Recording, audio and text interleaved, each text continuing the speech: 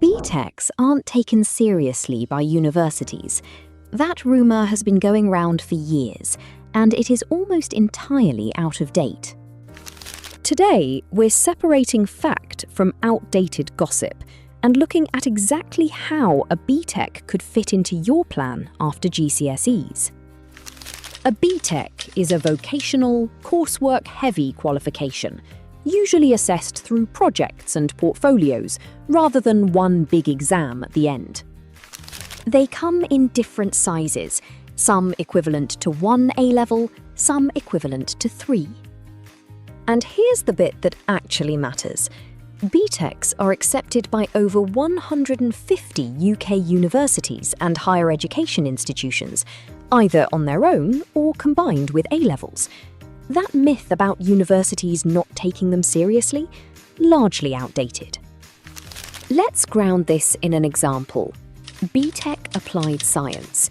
This one is a strong option if you loved the physical geography side of GCSE, ecosystems, the carbon cycle, environmental processes, but want a more practical, project-based way of studying it. Geography crosses over here through environmental science and data interpretation. Biology and chemistry are obviously central. And if you enjoyed the investigative, evidence-based side of geography fieldwork, that translates almost directly into the practical lab and project work on this course. Quick gut check. If you always preferred coursework and projects over sitting one big final exam, this structure might genuinely suit you better than the traditional route. If hearing that BTECs are actually university recognised changed how you're thinking about this, hit that like button and let me know in the comments which subject area you'd consider a BTEC in. Whether it's the practical project style or the flexibility in subject combinations, BTECs are a genuinely respected route.